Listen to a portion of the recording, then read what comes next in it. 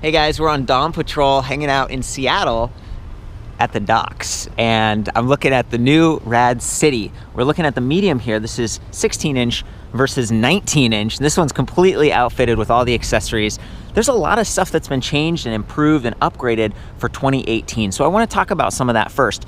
The battery pack, look at this thing. It's really sleek. I like the branding on it. It's not too loud. There's actually more watt hours in this, so it's significantly higher capacity. I'll talk about that a little bit, but you can see how the down tube here it's kind of notched in a little bit, so it sits nicely, and I just feel like they're really using the space well here. They're able to keep that top tube kind of, you know, rigid and triangular, but a little bit lower than the large. So if you're someone who's concerned about standover height, you can save a couple of inches on this one.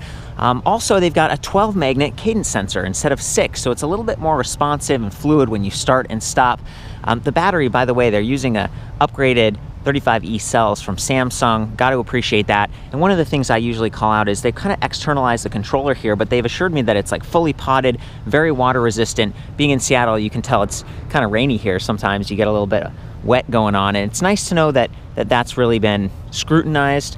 The whole bike is water resistant, so you should be able to ride this thing and have no problem with the motor, with the lights and everything. The light is another area that they've really upgraded. So this is the Ascendo by Spinninga. It's really bright. I'm going to turn that on later, kind of showcase that.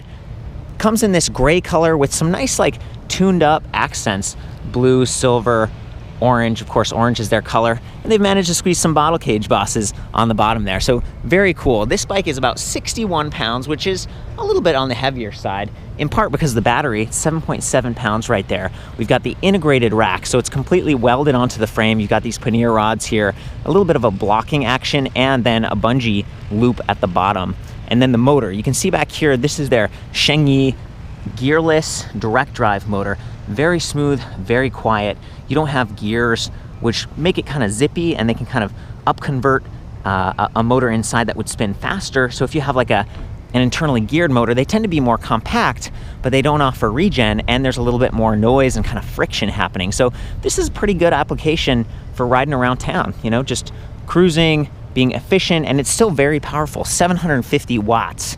So definitely when you're running off of a 48 volt, 14 amp hour battery pack, you're gonna get pretty good power. I've been cruising up and down hills all around town, and for me, the big takeaway is it's smooth, it's quiet, it's gonna be durable. You might also notice there's 12 gauge spokes in the rear and in the front, 36 hole, just extra thick, extra durable. And then the tires here, we've got 26 by 2.3, a little bit fatter, and then that combines with the suspension fork up here, about 100 millimeters of travel with lockout compression adjust preload.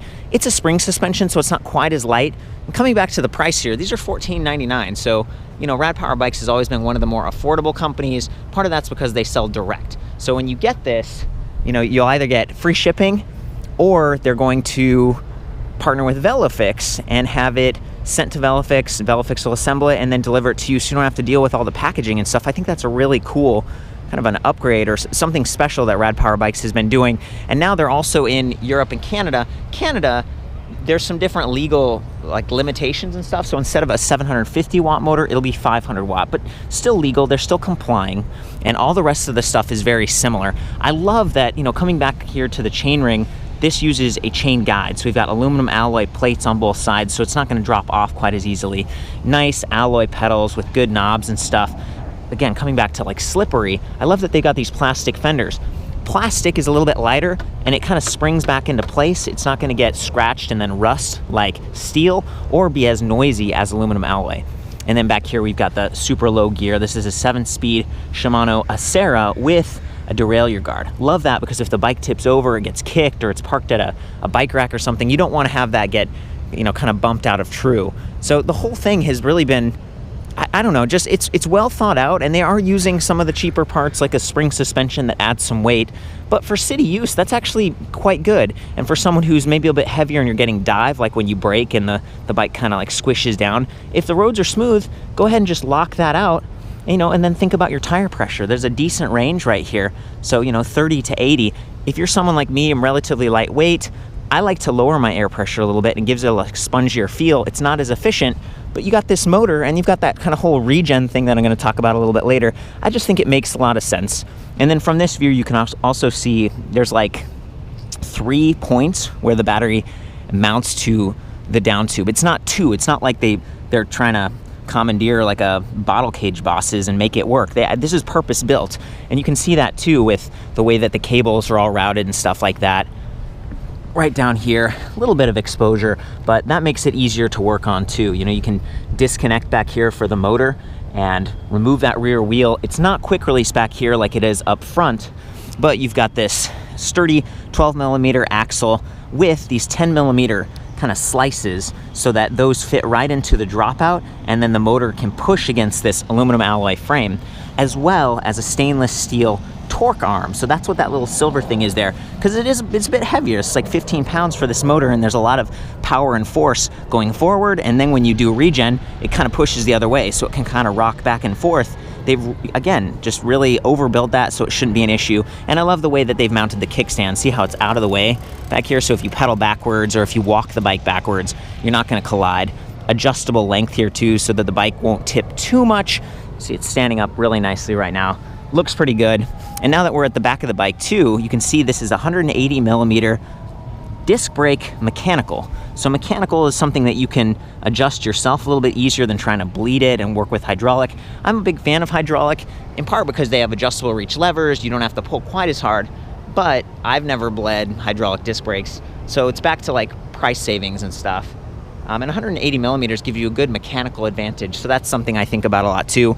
4-finger levers, integrated bell up here. We've got the rubberized edge, ergonomic grips, not locking, but again, they feel pretty comfortable. And there's the twist throttle. See how there's a button right here on the right? That's so you can turn the throttle off if you want to, and you can use this purely as pedal assist. And then the trigger shifters, a lot of times I'm seeing them down here, but that would get in the way of this throttle button. So they've gone with this SIS index shifter and kind of kept those buttons out of the way. So, you know, there's a lot going on here, but it's set up pretty well. Everything's pretty reachable. The buttons over here and here. The display is nice. It's not removable, but it's relatively large, easy to see, backlit, and they have this little USB Type A charging port, so you could plug in and maybe use like GPS or some sort of accessories. I've even seen people put like lights on their bike for fun. And speaking of lights, we've got a Spinninga Solo back here. It's powered by its own batteries, so 2 AAAs. Unfortunately, it's not wired in, so when you turn the lights on with the control pad up there, you're gonna get the headlight going, but back here, you're gonna have to do it manually by pressing this little button. Now, what I like about it is that it has this like flashing mode. It's a little bit more attention getting, but what I don't like about it is you get to your stop and you get distracted and it's flashing like at the rack. So if you get this, make sure that you try to remember to turn the lights on, turn them off, be safe. Again, you know, I think about bikes like this as being feature complete because you've got the rack, you've got the fenders, you've got the lights, you kind of got everything.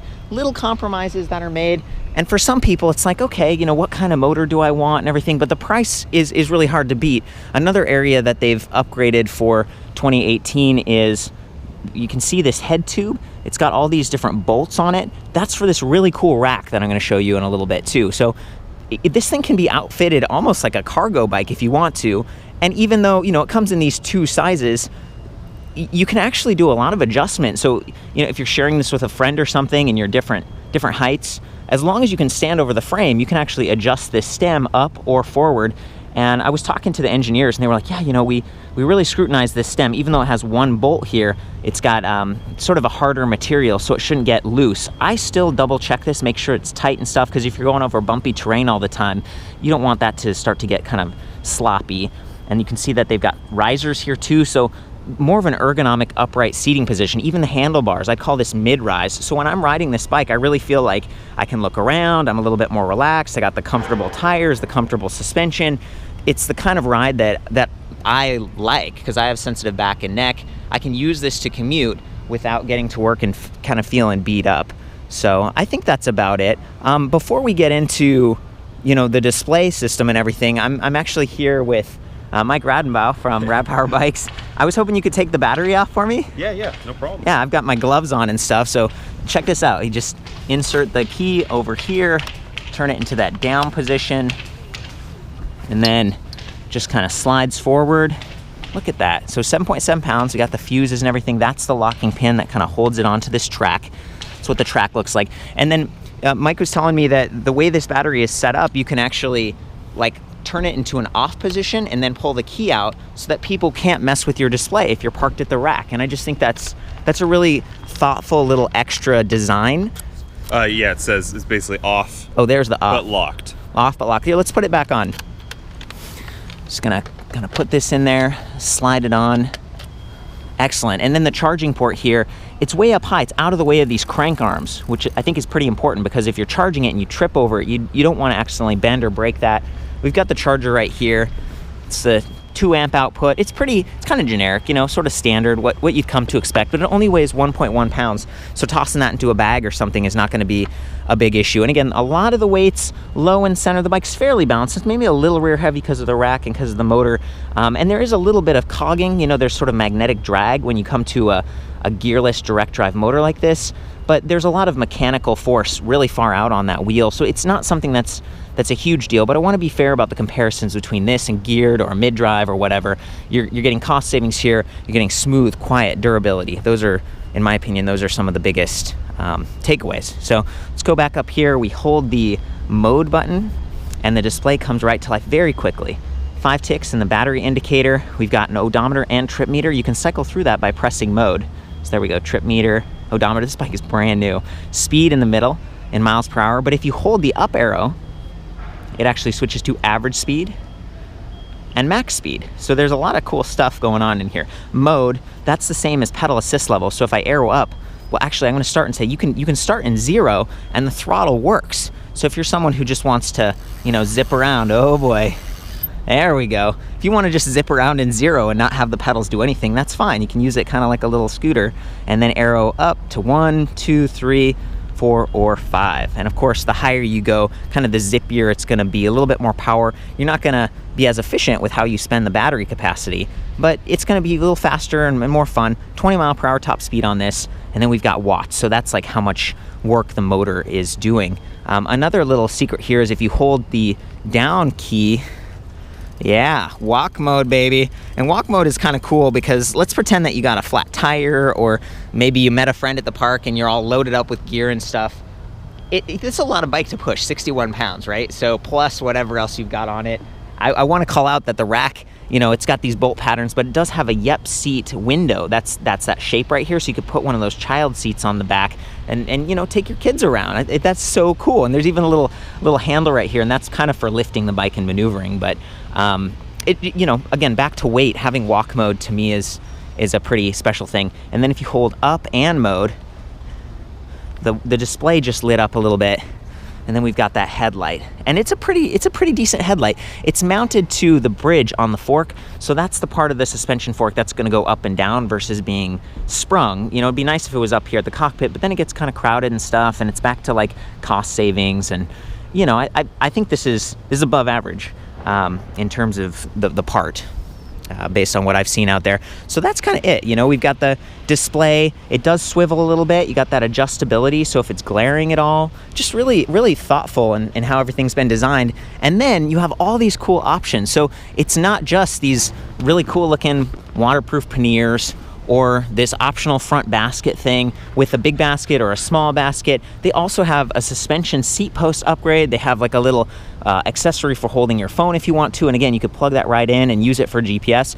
There's tons and tons of accessories, and they're all designed to work and look good with this system. And that rack, that front rack it's really well designed. You see how like I'm turning, but the rack does not turn. So if I was loading this bike up, I'd probably extend the kickstand or maybe try to hold the bike so that it wouldn't tip. But imagine if it was connected to that fork, it'd really be tipped. You'd have a lot of like weight and pressure. This is how you should do racks. Like this is a good rack. It's pretty solid, and I think the bike's rated for up to 275 pound capacity. So if you're a larger rider or maybe a medium rider plus some gear, you know, the bikes are designed to be pretty stable, and I think you can see that as well in these rear racks. So just it's just welded to the bike. It's not like going to be bolted on and kind of rattling loose over time, and they've got these hangers and stuff, and there's even a little clip down there that sort of, you know, keeps them from like flopping around when you're riding quickly or it's turning hard or something like that. And then something that's new also for 2018 is they have a step-through RadCity. So that's this one right here. It comes in this like pearlescent white. Very cool. If you're someone who has like a sensitive knees or hips, being able to step over this a little bit easier.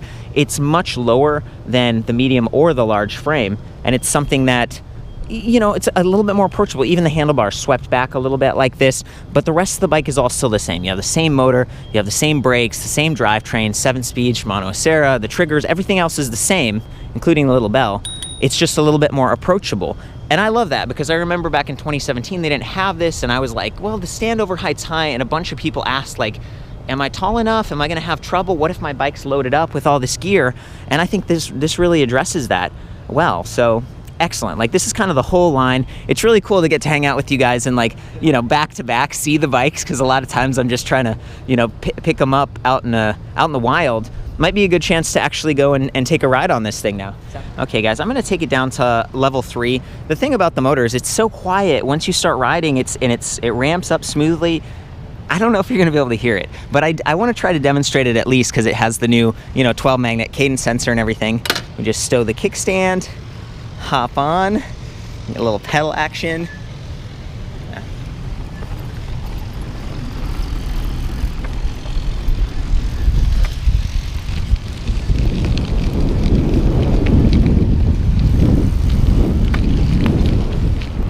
This nice body position. I'm really upright, feeling comfortable. Pretty stable too, you know, able to ride with no hands at low speed like this. I think the wider tires help with that. And just this, you know, I am on the medium, which might be my preference. It kind of feels like a cruiser in a way, even though it's designed to be like a city bike, I guess. It just feels comfortable, and I really, you know, I appreciate the way it's set up right now, that geometry. Okay guys, I've got you looking down at that chainring. Again, I love the kind of like a guide situation here. It doubles as a bash guard, so if you hit a curb or something, it should be good. And then we've got the gears. I'm gonna switch gears, I'm gonna use the throttle. Just ride along, listen for the motor, listen for the fenders. This is your chance for an up close.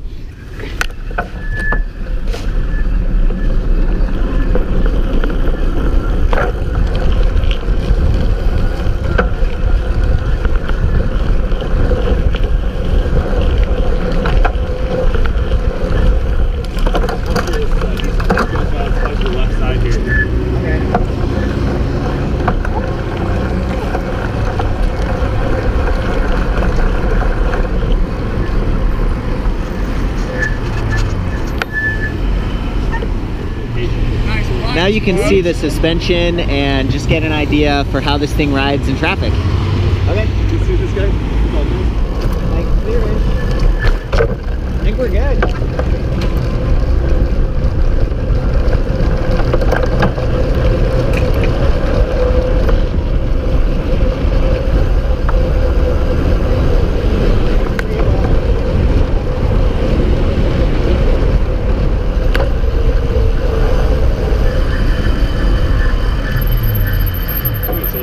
Straight here and then all that accessories. Let's do it.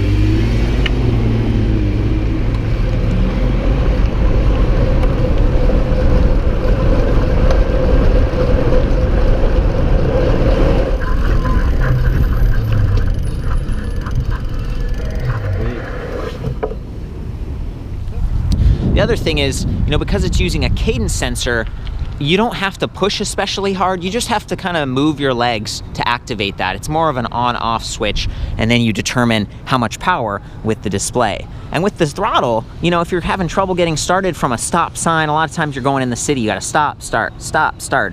I like the throttle because it gives me a little like zip, kind of gets me going. I do have some knee sensitivity myself, and so that throttle is one way to overcome it. And then again, I don't have to push especially hard. I just move my legs and get a little bit of a, you know, stretch, a little bit of exercise, and it works out pretty well. And listen how quiet it is. Those fenders aren't rattling.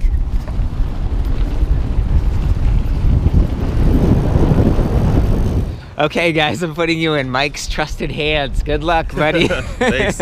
I like your orange gear. Hey. Yeah.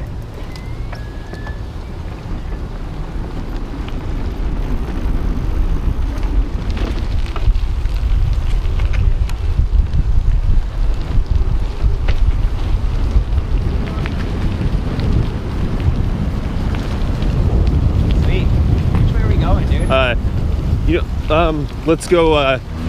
So they're rebuilding this whole street here, and they're putting in a 12-foot wide bicycle superhighway. Wow. Like, not kidding you. Like where we are right now, this whole sidewalk gets decommissioned and turned into a bicycle and pedestrian superhighway. It's yeah. It goes by all 3 of our locations, which would be cool. Sweet, man. Rad wagon. Okay. You see this guy? He's all nice bikes, folks. Just shreds by. Sweet.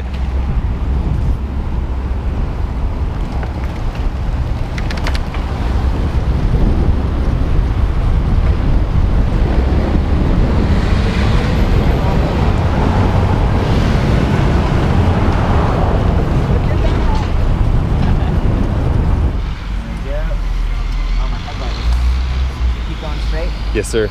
Check out all that accessories. Let's do it.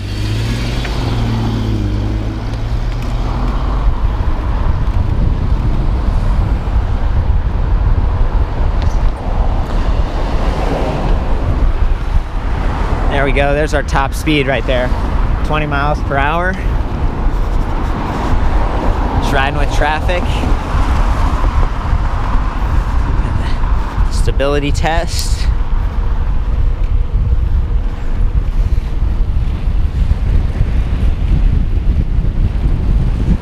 You guys, I really appreciate it. It's been fun hanging out, checking out all the different Rad Cities back to back to back. It's neat to have something that's priced so well, and you guys said there's a 1-year comprehensive warranty, right? Yeah, definitely. So the warranty is going to cover everything on the bike with the exception of the consumables. Sorry, cold in my lips. Yeah, like the brake pads, exactly. Right? Yeah, so anything that's expected to wear over time, so brakes, tires, tubes, things like that. But yeah, everything else is covered. Okay, this is Ty, by the way, so these are the founders here, and it's just been a pleasure. Thanks, you guys. Yeah, of course. Yeah, thank you. For the full write-up, I'll see you back at ElectricBikeReview.com. Of course, chime in with questions or comments. I hope you guys have fun out there. Ride safe.